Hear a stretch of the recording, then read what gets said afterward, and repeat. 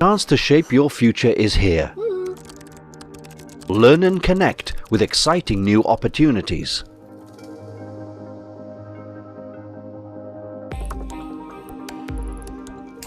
Are you ready for the next step?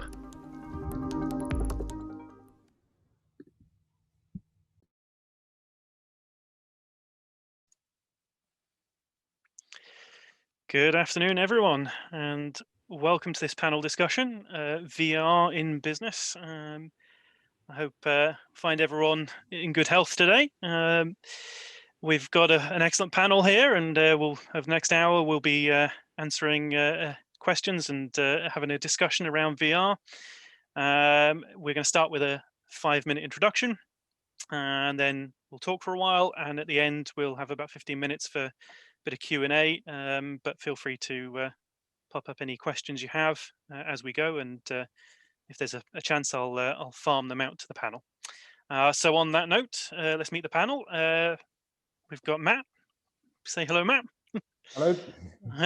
We've got Emma, and we've got Ian, and we've got Chris. So let's go around the room and do a bit of an introduction on who you are and your business. So Matt, if you could kick us off, introduce yourself. Yeah, hello. Well, good afternoon. So my name's Matt Wordley. I'm the Chief Exec of Rescape Innovation. We are a business who are using virtual reality within healthcare and life sciences to help reduce pain and anxiety and improve the patient journey. We're also utilizing our platform, which is called Dr. VR, for training as well, particularly around emotional training. So, for example, we're helping train prison custodial officers in empathy to help them de-escalate situations to avoid physical interventions.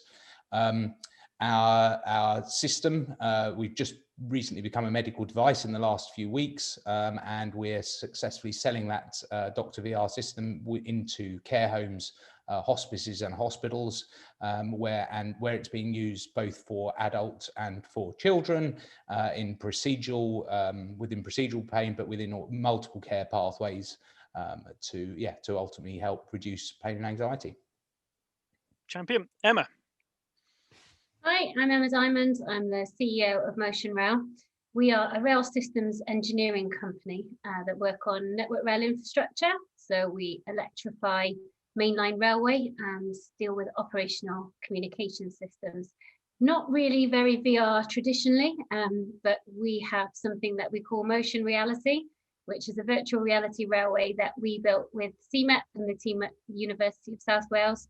And we use it as our corporate social responsibility program, where we take it to schools and teach children how to use level crossings safely, also alongside Network Rail and British Transport Police, and roll that one out nationally, as well as using it to train our engineers for inductions. Thank you very much. Chris. Hi guys, I'm Chris Lubus I'm director at Lubus Medical. So we primarily provide medical training services within sport, which range from sort of basic first aid in sport for parents, coaches, volunteers, right the way through to medical professionals at the elite level, so doctors, physios, and people who are at pitch side. We do also teach a bit of CPR and medical emergency training to GP and dental practices locally. And also historically have worked quite a lot in film and event medical support as well, again mainly in sport.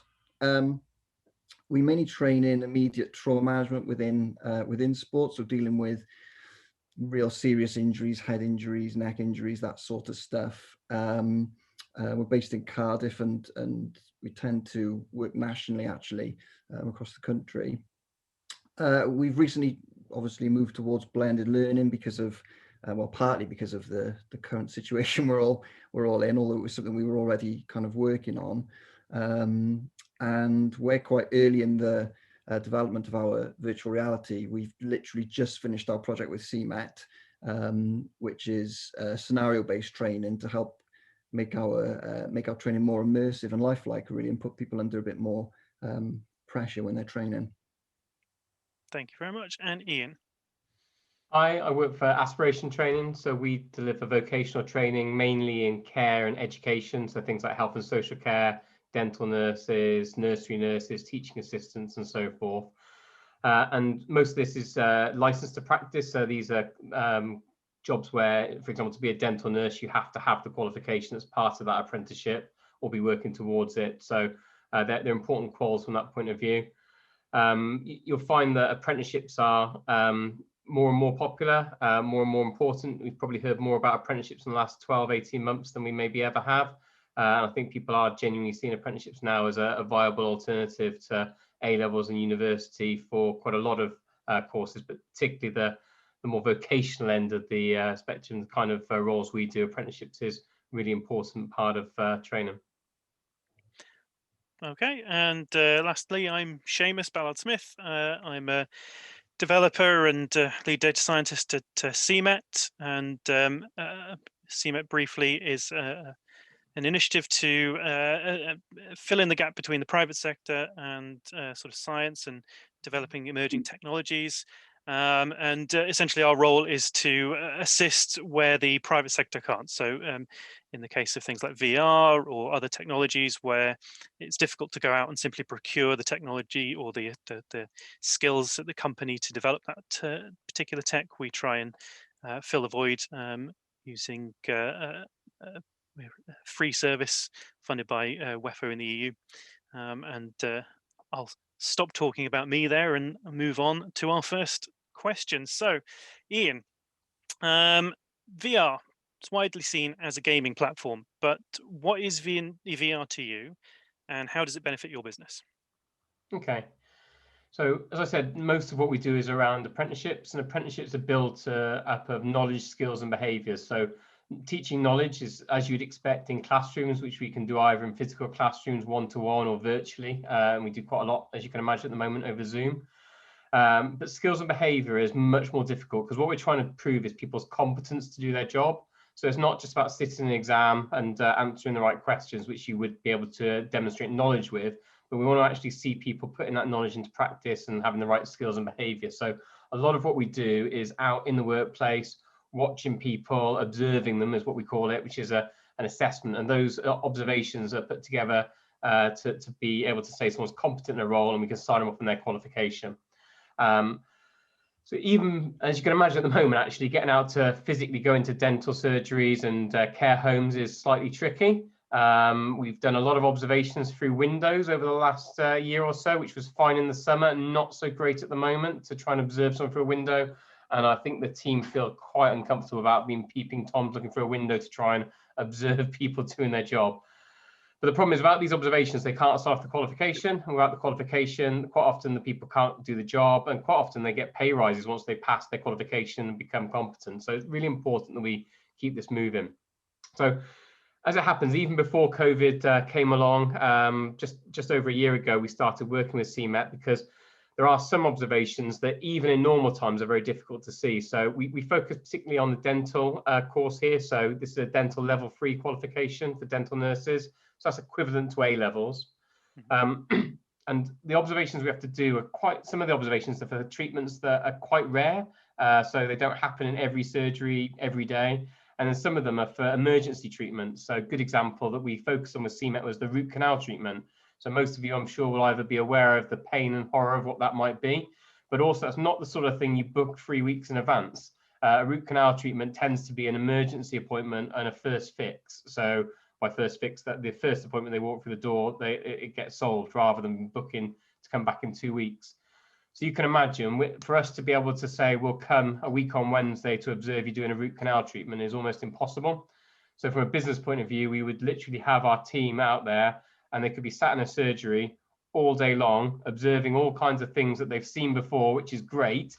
But this one thing in root canal treatment, for example, they might never see all day, or they might sit there for 8 hours to watch a one procedure. So really inefficient. So that's what we started off with, was to build a proof of concept that it could be done, so we could take this to awarding bodies and also to the General Dental Council to say, yes, this is an appropriate way of observing someone and signing off that they're competent. Because clearly we don't want to we want to make sure this is as robust a way of proving someone's competence as the traditional methods. We don't want people being signed off on these things if they're not able to do it. So that's what we started off with doing. But what we actually found is when we're building the prototype and starting to sort of test it, is it wasn't just the convenience and the business efficiency that we were looking for, which, you know, was fairly obvious we'd get that. But what we are finding is we're getting a much better and robust training environment and observation environment. So the two elements of that is one, from a training point of view, you can make a mistake in a VR and it doesn't really matter, does it? Whereas if you're passing the wrong instruments in front of a patient, that doesn't look good even from a competence point of view. It could make a patient a bit nervous that's already a bit nervous about going to the dentist, and the dental nurse doesn't know what they're doing. That doesn't sort of inspire your confidence when someone's got a big drill out to go towards your teeth, I guess. So there's a real safety element there of being able to practice. And I think a lot of us will probably say that VR is really good for creating that safe training environment to practice in. But the other thing is about giving a more consistent observation. So I talked about observation as a key method of proving someone's competence. And the way we do that is the coach teacher sits there, observes them doing their work, and they either record what's going on into a voice recorder if the patient consents, or they physically write up a narrative of what's going on. And then once they've written up this is what happened, they go over it and mark it and say that proves that they did these things. So the first thing is create an actual record of what happened. You can imagine if there's a person involved, there's always going to be a slight level of subjectivity, no matter how much we train people and try and keep it as consistent.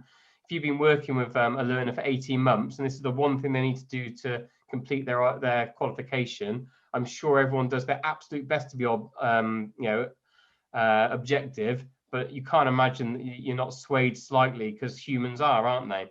Of course. So the beauty of VR is it's not a human. So it goes through the observation, and we've set up in the background the order of what you need to do, what you should be doing. And the VR will literally create a report at the back saying whether it's a pass or fail, first and foremost.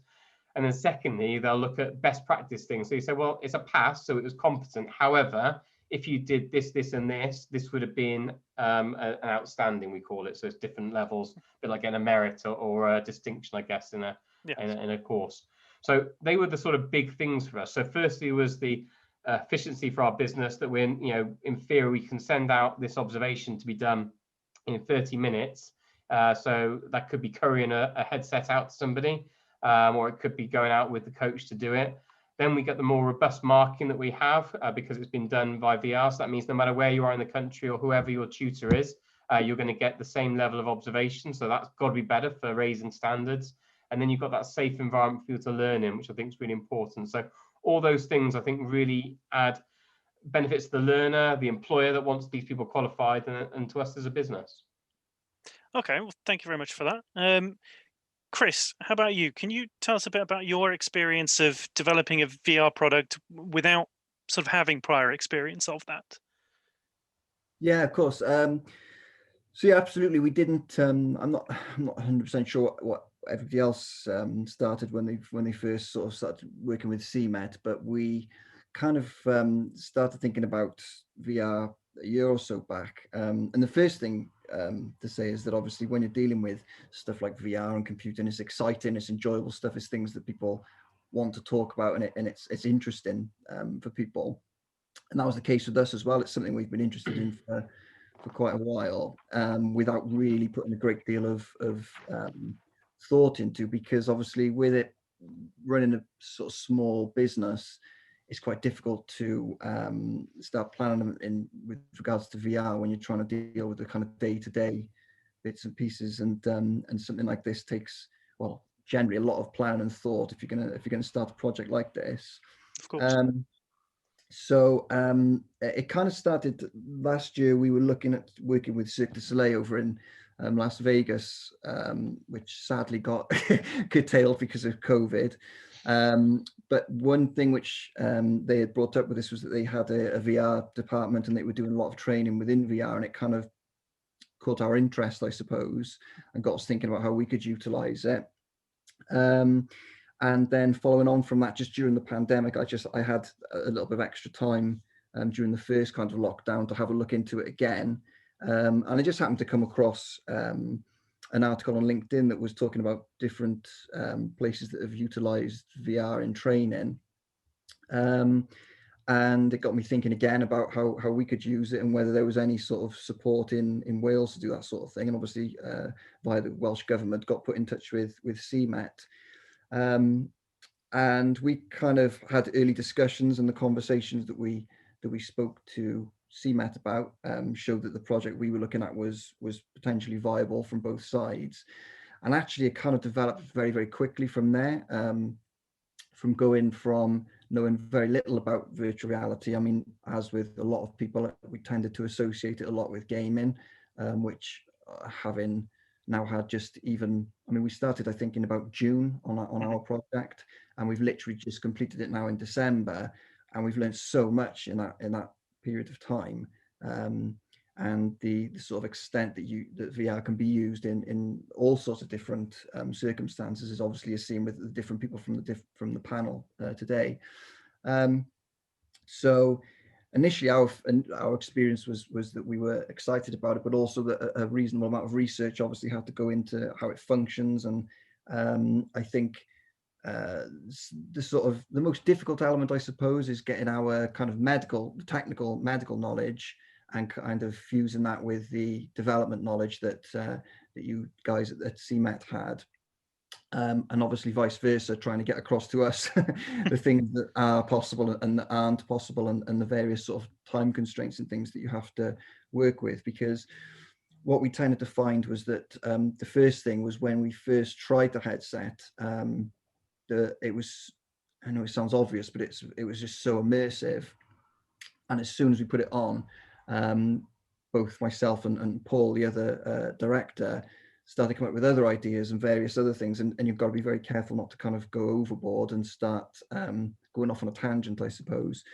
So we had to think quite carefully about what we were actually trying to achieve from it. And I think that's quite important when you're using technology, and certainly VR, that you're sure exactly what you want the kind of outcome to be, I suppose, from it, and you're not just using it as a fad or as something, as an additional thing to do when you're stuck in lockdown. Yes, of course.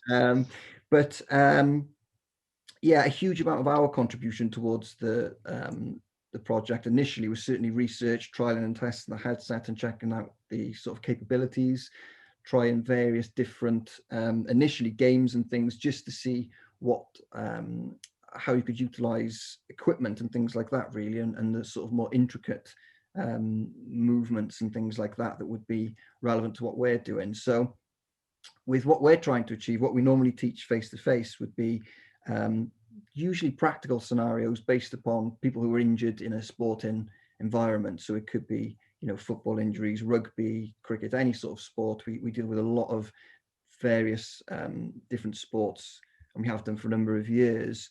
But what we were trying to achieve with the VR was just to try and make it a more realistic environment. So rather than having somebody who's acting and pretending to be injured, you've got somebody who actually is injured and is now responding, and suddenly the pressure's on. So we wanted to create, as I kind of alluded to earlier, we wanted to create a higher pressure environment for people who are learning, because it could be that the first time they have to deal with these things is in that high pressure environment. And as much as you train, nothing really, as with a lot of things, gets you ready for the real thing, like actually doing it. So we found really, like I said, that the most important thing was for us to determine whether we wanted really to show off what VR is capable of to the people who are coming on our courses, or whether we're trying to actually enhance the learning experience for them. And obviously decided quite quickly that it was the learning experience we wanted to enhance, and wanted to make sure that it was as realistic as possible, but also that it actually made it different to just doing it on a person who's just acting effectively. So what we really focused on was the way that the casualty in our scenario reacts to it's basically a flow of things that you need to do in a certain order, as you would do a checklist, as you would do in a real situation. And if you don't do certain things, the casualty starts to deteriorate, and you're effectively got their life in your hands, which is effectively what these people are going to be doing. So yeah, it was maybe a little bit daunting initially. I think we didn't realize quite how much we would learn from doing it, but I think the most important thing was from my point of view, is that you learn from doing, and I think we've learned a hell of a lot from getting involved. It's been a great experience. Okay. Thank you for that. We are getting a few questions through, and what I'll do is I'll hear from the other two panelists first for a minute, and then I'll circle back around to those. So, Emma, I know you identified that you had you could complement your existing business through VR. Can you tell us about how you got from there to here? Yes, so it was quite an unusual side effect and a slightly unplanned one. I'm not sure how much of it was the use of VR, although it was the right time, and we were one of the first people to do it in our industry, which was quite kind of effective. But we use our VR for corporate social responsibility, so not for profit. It's run as a charity, and I think it's a mixture of doing good things and also new technologies that are exciting and immersive and that people enjoy.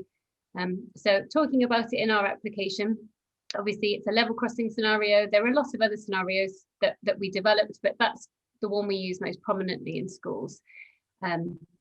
We go into the schools, we give a presentation with the children with Network Rail in-house that talks about how to use a level crossing safely, and then the child is placed in a headset for approximately 2 minutes, where they run through the scenario and they have to undertake a sequence of events in the right order to demonstrate that what they've had in the presentation, they've absorbed, learned, and know how to put into practice. There were some very specific requirements from Network Rail that you'll probably remember us coming to you with. You can't play chicken with the train must always win. So the game interacts with the user, knows what you're doing, and basically doesn't allow you to step a foot wrong, quite literally. If you do, you step over the white line or don't do something correct on the automated barrier crossing, a train comes in the other direction and you get squished. I can probably answer a question on this one that I've just seen come in at the same time, which talks about the use of VR headsets in children. Yes, we had some problems with this. We ended up with a scenario where we realized they weren't approved for 12 and under, so we had to get consent. We did some risk assessments around it. And in our scenario, because we're doing such very small 2-minute exercises in VR, the gain, if you like, from the training far outweighed any risk. Yes, it is very realistic, but it works, and it works down as young as 5, which is what we've tested it in for our application. But in regards to the benefits, obviously what we do, it's the benefit of everyone. If we can keep children off the railway, help them understand it's not a place to play, that's a community benefit, and that's probably the biggest benefit that I would say. 400,000 children have been trained across the country, and hopefully, because of the way we teach them, because it's immersive, it's on their level, they understand it. You know, this was the first time some of these children had ever used VR. The embedded knowledge was amazing. You know, the retention of what they were doing. Talking about our business and what happened as an impact of it, I suppose we came to you not understanding VR really at all. I wanted to build a training school. I didn't have £1 million, and I had this crazy idea that we come to you and build a virtual reality railway, and we wouldn't have to put all our really expensive technical line side railway equipment in it. You could build it all in VR and it would be brilliant. In reality, that wasn't perhaps possible. Haptic gloves weren't what we really needed them to be at that point, because it was a couple of years ago. But nevertheless, we built the world's first virtual reality railway that interacted. It used gamification technology, it responded around you. It was innovation at its finest in an industry that isn't particularly innovative at that point and very slow to adopt. So people got wind of what we were doing. We realized it would be quite hard to get the Network Rail approvals to undertake our safety training quickly. And we realized that actually we couldn't take children to level crossings, but we could take the virtual reality to their classrooms. And that was something that schools really liked. It meant that it was safe. It was a great opportunity to use our equipment in the interim whilst we were getting the approvals, because initially we built it to train our own engineers, but the kids were kind of a spin-off and a secondary element that we were excited about, but we didn't think it would become as big as it did. So the head of Network Rail, his technical team, his safety team came and looked at this and sort of said, oh, you know, you've got to put some boundary fences in. It's got to be very realistic. You know, we can't have our railway portrayed as half finished because we had some little tweaks to make. So we did that. They came and said, we love it. And we donated the software because we realized that trying to sell it perhaps wasn't the best idea, because it was for the greater good, if I'm honest. Being able to stop children getting killed isn't something that I felt very good about monetizing. So we donated it. And some people said I was a bit daft. Some people said, oh, you should have capitalized on that. But what I realized was that when you donate things, when it's technology that really can be life-changing, what happens is people want to help you. My business, we were the 7th fastest growing business in Wales this year. And I truly believe it was because of the good things that we did. So for people that always think it's about making the money, sometimes the contracts arrive because of the good things that you're doing. And what virtual reality did was make us sort of known for something cutting edge. A small SME in Wales was doing this great thing. People came to visit. People wanted to understand what we were about. They wanted to talk about our technical capacity as a business. They wanted to help us create solutions to their problems that maybe weren't VR linked, but we were seen as being this cutting edge technology, in an industry that really needed innovation. And because of that, we had lots of engagement. So for us, I would say it gave us notoriety on a different level. It took us from being an SME that had hardly been heard of to a business that now is on a national level, winning awards left, right and centre for safety, and really boosted our profile, whilst at the same time meeting lots of our corporate social responsibility targets. It helped on our bids for weighted scoring.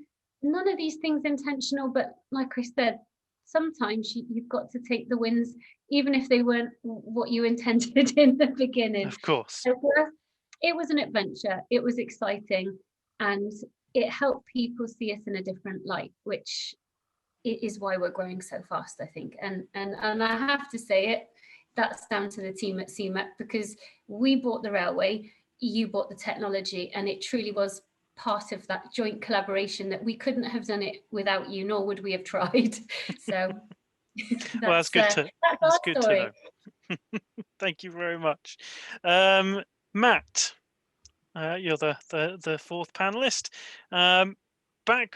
Back when HTC and Oculus were releasing their first platforms and VR was sort of just coming into the mainstream, I don't think anyone was really expecting there would be any direct medicinal benefits. But tell us about how your users are benefiting from VR. Okay, yeah, that's no, I agree, and my VR journey actually probably, yeah, when I started getting involved in VR, I didn't think I'd end up running a med tech business using VR in healthcare. So yeah, so I suppose might be worth a little bit of history of how we've got to where we are today. So I started getting quite heavily involved in VR in about sort of 2014, 2015. When the technology took some big jumps forward.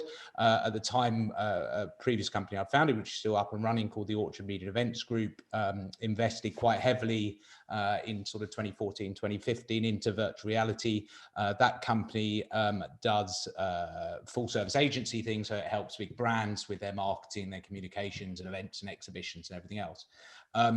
So at that time, we were using VR for all those things it's great for training and for uptake of information and exhibition stands to allow people to, experience somewhere they might not be able to physically travel. And that was great. And we bought some very state-of-the-art cameras and started learning the craft, shall we say. And, the technology had taken some big jumps forward at that stage where it suddenly started becoming more accessible. So, at that time, never thought about the use of it in health. And I suppose this goes a little bit to what Emma was just talking about, actually. So I attended a TEDx talk, I think in about 2017. And there was a gentleman talking called Mark Tobert, who was the head of palliative care at Velindre Cancer Hospital. And he was talking about all the challenges of communicating with people during palliative care. And we were actually at that TEDx talk demonstrating virtual reality and showing, and I think we were showing a load of stuff we'd recorded down London Zoo the week before. And I didn't know Mark, and I grabbed him and I said, look, I'm sure there's some opportunities to to help you solve some of your clinical challenges and your communications challenges using virtual reality. You know, the uptake of information is really high, the retention of information is really high. I'm sure it could be useful. I think I sat in amongst some meerkats and some penguins from the filming we'd done the week before, which he was suitably impressed with where the technology was. So basically, yeah, from, you know, doing some good, we said, well, look, let's come down and do some pro bono work as the Orchard agency to come down and see whether we can help your clinical team solve any of those challenges you're facing. So we went down and discussed about where we could find a defined project to help them with. And the project we actually came up with was helping to demonstrate to their patients that although an MRI scan was not a pleasant experience, it wasn't something to be petrified about. So they had a lot of people come in, you know, obviously potentially for a first consultation, get given what might be life-changing news, get told they had to come in for an MRI scan in a week's, you know, a few days' time. You know, a couple of things happen is when people get bad news, they very often will start thinking about all the really important things, their family, the other stuff that's going on in their life, and they won't hear any other information. And for some people, the idea of going through an MRI scan and starting the process is so petrifying, they sometimes don't even turn up to the MRI scan, which obviously is not good for them. And it's obviously also, it's not good for a lost MRI slot when they're, you know, in such short supply. So we were like, well, I'm sure we can help you guys communicate that, you know, although an MRI is not unpleasant, it's something you can do. So we recorded the whole journey for them from the moment you turn up in the car park all the way through to, you know, to meeting the orderly, to the reception desk, to going through to the technician and doing an MRI suite. And it worked really well for them. We gave them a load of headsets and we said, crack on, we're really interested in feedback. One of the really interesting things that came out of that was not only did they see, you know, anecdotally a reduction in this number of no-shows for MRI scans, but they said you could physically start seeing people relax when you were putting in VR. You could see their shoulders drop, you could see their breathing regulate. So we were like, that's really interesting. You know, we're obviously actually having a psychological effect on people by putting them into VR, which is then translating into a physiological effect. So, and actually then when you look into it, there is research going back back to the late 90s showing that not only can VR reduce anxiety, it can actually also reduce pain. So we're like, that's really interesting. If VR can reduce anxiety and pain, why are we not seeing it being used within healthcare and as an alternative to opioids, as a non-addictive, you know, low side effect alternative for pain reduction? And actually it was, you know, it was technology, it was deployment issues, it was poor Wi-Fi in hospitals, it was, you know, putting somebody in, and we'll all have played this game, putting somebody in a VR headset and trying to get them to look in the right direction, infection control, whole load of things like that. So that's where we ended up getting into doing what we're doing now, because we basically created the platform called Dr. VR, which is a you know, a customizable, deployable, expandable solution, which is now also a medical device to be used within multiple healthcare environments to reduce pain and anxiety. So yeah, absolutely. You know, I'm sure when they started building the, you know, the first DK1 Oculus, they weren't thinking it's going to be used for pain and anxiety, but that's where we are today. Oh, that's fantastic and very, very interesting. Thank you very much, all of you. I think that's given our audience a good overview of who you are and what you do, as well as some of the intricacies of VR. I'm going to circle around now, as I said I would, to some of the audience questions we've been getting. So the first one's going to go to you, Ian, on virtual training. How often have candidates challenged the pass-fail criteria on their virtual test, and how much time does it take to deal with that? So the easy part is none so far, but there's a reason for that. We finished the prototype in September, and although we've got something that does work for an observation, we haven't got it approved by awarding bodies yet, because we've actually put a bid into Innovate UK to try and build it out to a full suite of observations, because doing this one observation, there's so many different procedures we have to observe. We need to have a suite to make it really work. So we've used it a lot with learners in testing and with employers, but more as a training tool. I have to say, in normal observations, though, the beauty of an observation is it's very difficult to challenge, because you either dental nurses is very much around doing things in a correct order, hygiene, which sink you put things in, which bins, and the process, cross-contamination controls and so forth. It's quite, there's quite rigid rules, even the order you wash your hands in, which I think everyone's more aware of how to wash hands properly now, but that's training that is given to medical teams, obviously, and dental nurses and so forth. So we've never had it challenged in the tests that we did, but when it gets down to used properly, that may change. I suspect though, because it is very, again, particularly with a dental nurse, it's very much a process they're following, and they either followed it, quite often they know if they've not got it right, or if they guessed a section anyway, to be completely honest. So that's fine. In terms of how much time it takes, I'm assuming they're talking about the actual observations. So that does vary. So a root canal treatment is actually quite a long treatment if you do it. But the part the dental nurse does, we can constrain into less than 20 minutes because they've got a lot to do in the setup and the start. And then there is a whole huge amount of it, whereas the dentist doing the drilling, which they're clearly not doing anything. And so we can cut time out there and then cut to the close down. So there's another advantage of VR is you're again, from an efficiency point of view, we'd be sat there during the 40 minutes of drilling and suction and so forth that the dental nurses are not doing a lot that's been tested, waiting for the last part of it. So that's probably the right answer on that. And in terms of the actual results, they get uploaded straight back to a Firebase account, so we can download the results pretty much straight away. And also the beauty of all this is we record the VR. And so what we will do when we use this as an observation technique, we'll actually upload that to their evidence base. So again, if someone did want to challenge it and say, well, I don't think I did that wrong, well, we can rewind and show you where you did it and why. Whereas in a normal observation, it'd be more difficult to do that because not very often we get to film patients, as you can imagine, in dental surgeries and so forth. So I think longer term, it'll be an even more powerful way of doing things. Okay, sorry, long answer to that's fine. No, that's comprehensive. Thank you. Matt, I'm going to throw this next question to you. One of our audience is asking if they were an A-level student thinking of getting to VR, what qualifications should they be looking at getting?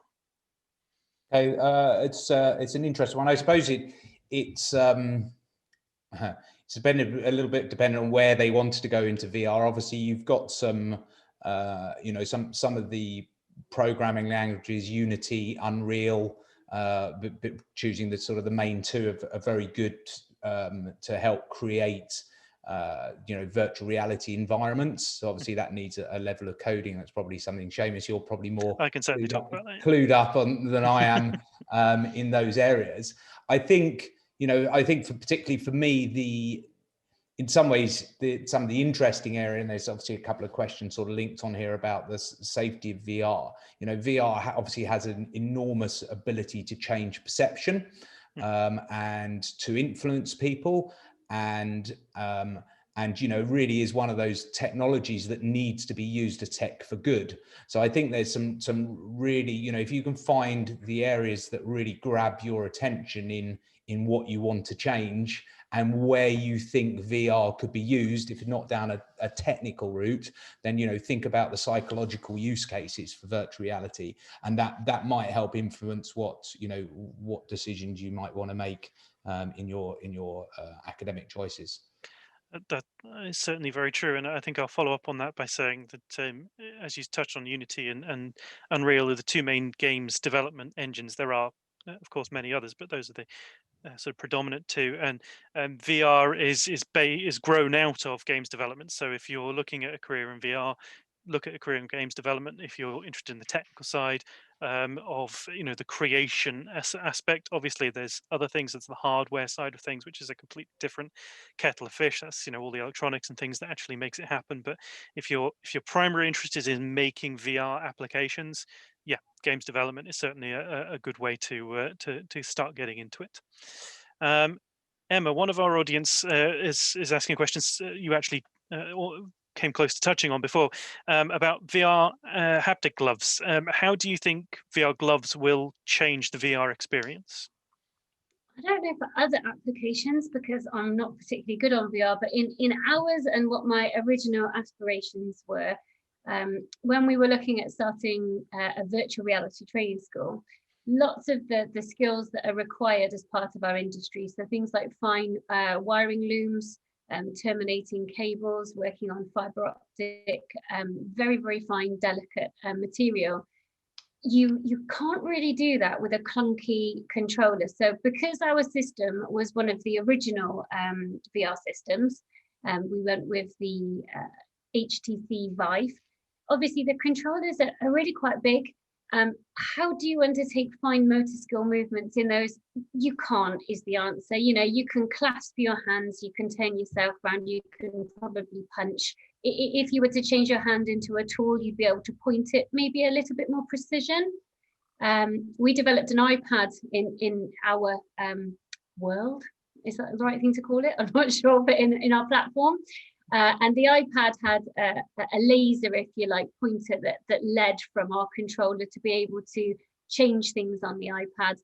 It works in that application, but the things like terminating physical cables, making fine motor skill movements, it's not possible at the moment. It may be things are coming along, but we had this lovely idea of being able to put gloves on that would stop us having to make the same tools, if you like, the props in VR for the motion tracking. And we thought that if we had these gloves, we would be able to just interact with the VR world in a different way. And it would be easier for us in a real environment rather than creating a suite of tools or, you know, sort of pliers, crimps, different things. If we could just use gloves and then virtual tools, it would have been easier.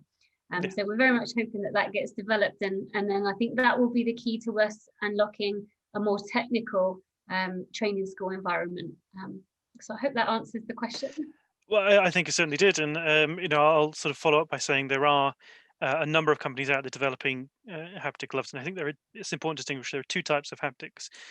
There's what I'm going to call vibrational haptics, which is you get it in the controllers as well to a certain extent, but that's when you come into contact with a virtual object and the controller vibrates. In this case, the haptic gloves would vibrate. It gives you a sense that you're touching something, but it doesn't actually give you a sense of force feedback. There's another type of haptic glove which is much bulkier.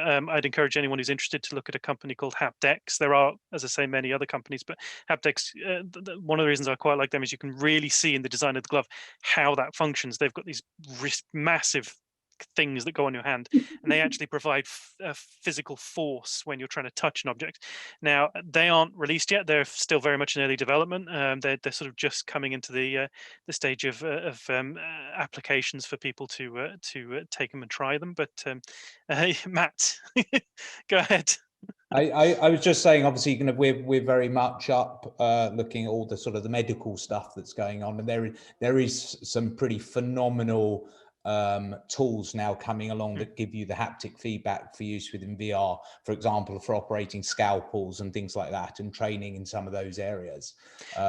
So, there's particularly in certain specialisms, there are some really interesting bits of haptic equipment coming on that can be used in multiple ways to, very often even to guide robots in the other side. There's surgery happening geographically in two places where somebody's controlling a haptically fed robot that's running something else that they can see the whole situation in VR. So I think the way I put it is we are at the Commodore 64 ZX Spectrum BBC Micro stage of this technology, and you see people with ages there, whether they know what I'm talking about.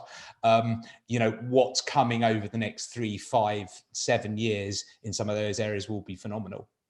Yes, I fully agree with that. And of course, VR, both VR and the haptics that follow on, all come out of, kind of unique developments in places like NASA and in the fields of surgery for training and for assisting. So it's natural that you'd look to those areas to see the next level of advancement and the filter down effect from them.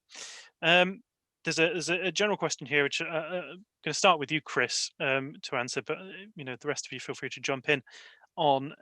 What have been the biggest challenges in your area in terms of VR, and how have you overcome them? Probably go back to similarly what I was talking about earlier about just trying to understand where the limitations are with regards to what you're trying to develop. So within this particular project, like I said, we're at the kind of early stages. So I'll talk just about what within the project. I think we found it quite difficult communicating the whole project just over video link. We never actually we haven't yet met any of the CMET guys in person. It's all been completely over through Zoom meetings, which has worked out really well, actually. But sometimes it's nice to kind of ping ideas back and forth. And we did find sometimes we started maybe going off in different angles, which had CMET been there, they would have said, well, hang on, you can't do that under the circumstances. But it is really interesting hearing you guys talking about some of the technologies that are coming along, and some of those things are things which we kind of talked about between ourselves, myself and Paul, the other director, about, oh, wouldn't it be great if we could have gloves to do this, a more intricate detail and things like that. So I think it was trying to get our heads around, firstly, what VR is capable of doing, and then also it's kind of a little bit juxtaposed, but what the limitations are at the same time, and so that you don't start kind of spiraling off out of control, thinking of all these different things, and focus on what is the goal of what you're trying to achieve, and how can you kind of best get that across with the time constraints, firstly, and also we used the Oculus headset because we needed. We used the Quest because we needed to move around a bit more, and we didn't want the restraints of cables and things like that. Because as you can imagine, the person's potentially going onto a pitch, kneeling down, quite a lot of movement, and that was more important to us. So I think cut the question maybe a little bit short, but to yeah, carry on, please. Basically, yeah, just to try and get the balance right, I suppose, is what we found difficult. You're trying to learn about VR at the same time as getting across what you want it to look like to the developers. So again, it's kind of marrying up the technical knowledge of whatever it is whatever area you work in. So for us, it was the medical side of it, and mixing that with the developers. I think that was probably the trickiest bit. But I have to say, again, CMET were extremely good at kind of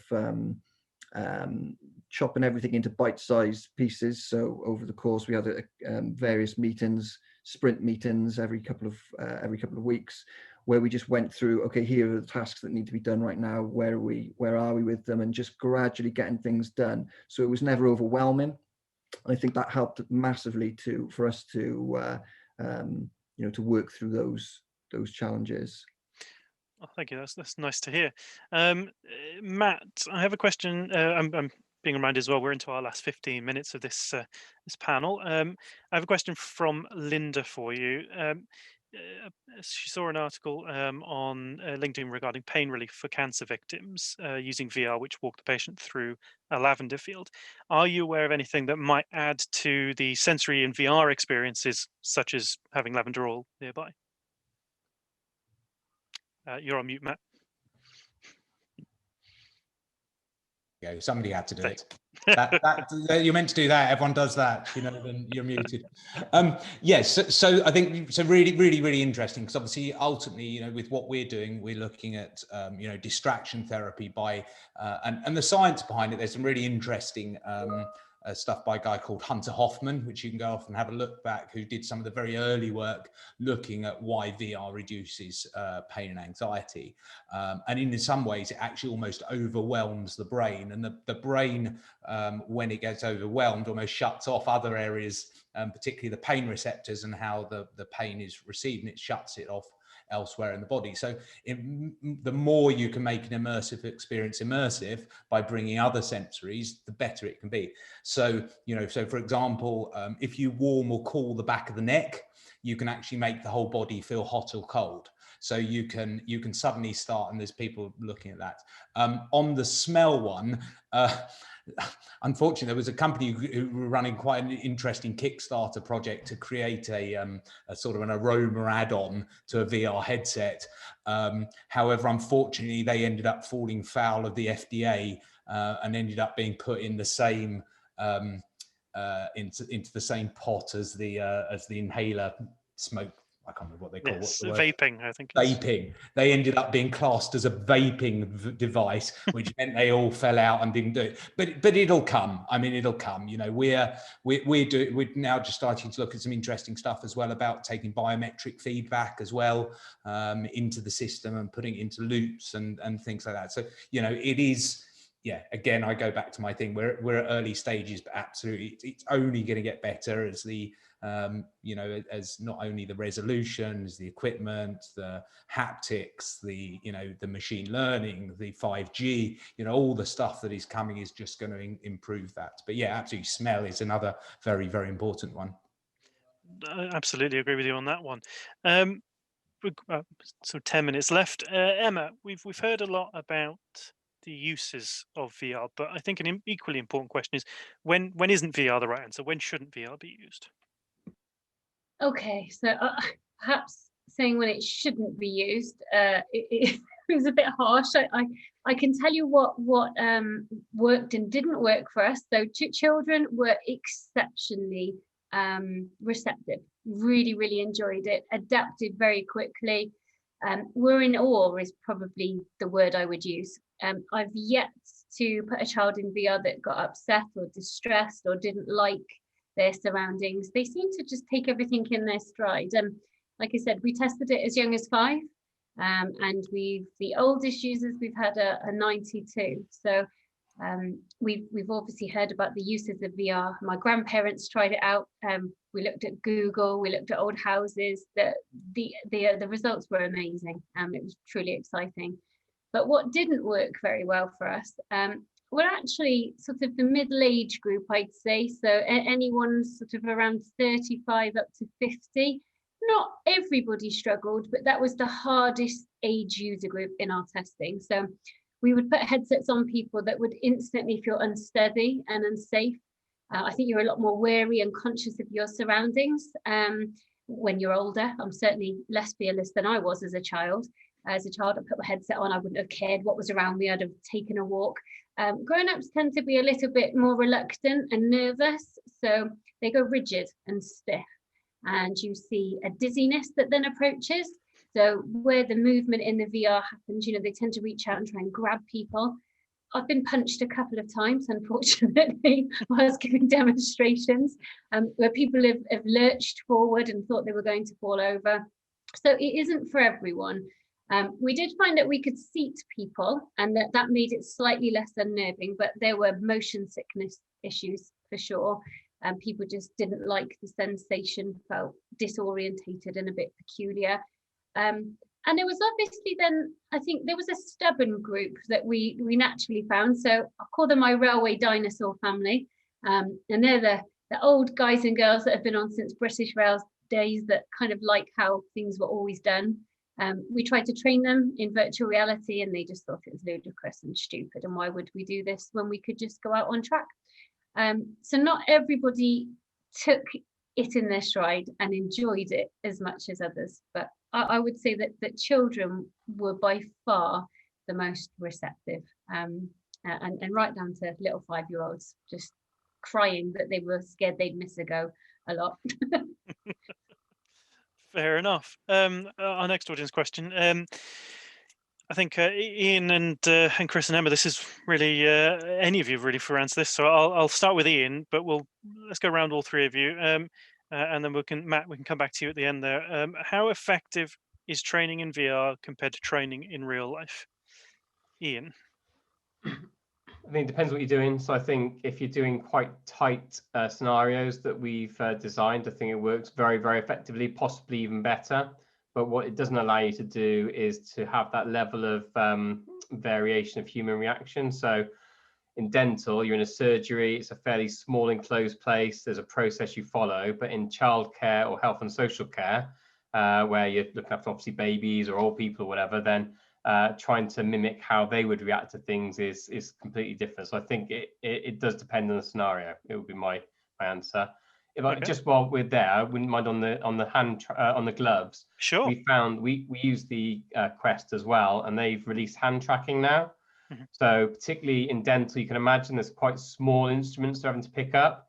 And so the reality of moving from clicking a button on a handset to actually just no glove at all, just your hand picks it up, so much more natural. So I think the gloves will make a big difference. If you would at the actual dentist actually drilling and needing to have resistance and so forth, I think that's where the haptic gloves will be really amazing. But actually for what we found with dental nursing, the hand tracking technology although it's only just been released, and I think it's only on the Quest at the moment that I'm aware of. I think that's a big thing. And again, from our point of view, that's why we're bidding for funding from Innovate UK, because we need to be able to develop that further to make it all work. And my final one is that the bigger challenge we got is persuading other people it's a valid form of training. So for example, the awarding bodies and so forth, they want us to develop the whole thing first, and then they'll tell us if it's good enough. So clearly that's been having the support of CMET and people like Innovate UK to enable that makes it possible, because if we were doing it without, we wouldn't have got this far. So I think that's a big change that needs to happen more broadly, is people need to almost accept that the principle of what it can do. I think people just don't realize the power of what can be done, and maybe sessions like this are helpful for that. Thank you. Chris, then, what about you? Efficacy in VR training. Anything to add to Yeah, that? I think I'd probably second what Ian mentioned about depends what area you're trying to train in, because it certainly lends itself very well to certain areas and possibly not so well, which perhaps I think maybe when you mentioned earlier on what is VR maybe not so good for. It's trying to make sure that you're using it for a purpose rather than just using it for, oh, here's some VR, let's have a go, without really thinking, okay, but how is it going to be beneficial? How is it going to enhance the training that you're already doing? From our point of view, I think, as I mentioned earlier, it had to be something which makes it better than what it is at the moment. Otherwise, you're probably not. It might not be the right thing for the area that you're trying to train in. And certainly, as Ian said, when you've got a controlled environment and you know there are certain things that have to be done in a certain order, or certain things that you can kind of make go wrong, if you like, it's probably quite easy to make it as very, very similar, if not better than the training in real life. But if your area is maybe less predictable, then yeah, I could see it being a lot more difficult, because you're effectively dealing with a computer and machinery that has to have a logical sequence and logical orders. So certain things become a little bit more difficult, I would imagine, to implement. Okay, thank you. Emma, then, anything to add to that? I think ours was very obvious, that the benefits. Can you take children to a level crossing? Can you imagine your class, with your children in 30 kids going through a level crossing? It just wouldn't be possible. So the risk assessments that would need to be done, the level of supervision versus what happens if there's an accident. It's just not something that happens for a very, very good reason. So in our application, even before we think about VR and the detail, I think you need to think about high risk activities, high risk areas. If it's high risk to do so, anything you can achieve as a replication in VR is a benefit. So for us, these children would have been watching videos. They don't get a chance to practice. They don't have the option of going there with the school. What else is there? So for us, it was a brilliant use. Kids don't really respond well to data sheets and those sorts of things. They want to try. And also in specialist environments, so pupil referral units, places where children don't perhaps have the same responses normally on educational resources. I know British Transport Police really thanked us because we gave them an application that meant the kids all of a sudden wanted to be engaged, whereas before they were getting things thrown at them and all sorts of different behaviours. They were actually excited to learn. So I think you need to think about the risk elements and of the application and whether or not it's actually safer to do it in VR. So for us, it was a win-win. Absolutely makes sense. And Matt, then, anything to add to any of that? No, I think it probably covered it off pretty well, really. I mean, there's lots of great reports about how, virtual reality training is as good, if not better in many ways than, particularly for retention of information, traditional training. So PwC have done some quite nice reports around that. So if you Google PwC VR, you can read some of their white papers they've written. Fantastic. Well, we're pretty much bang on time there to call it there. So thank you very much to our panelists and, of course, to our audience for the fantastic questions. And I hope this has been helpful and informative and, inspired some people to go out and give VR a go and see what they can make happen. It's certainly something that I think has got a great future ahead of it, and there's a lot of development that will take place in this space, as we said. So have a good afternoon. Enjoy the Tech Fest, and thank you very much indeed. Thank you. Right, thank you. Thanks. Bye. Bye now. Bye.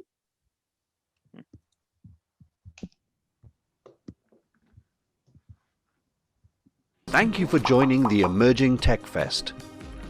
Join us again on our virtual live sessions or watch us on playback anytime, anywhere.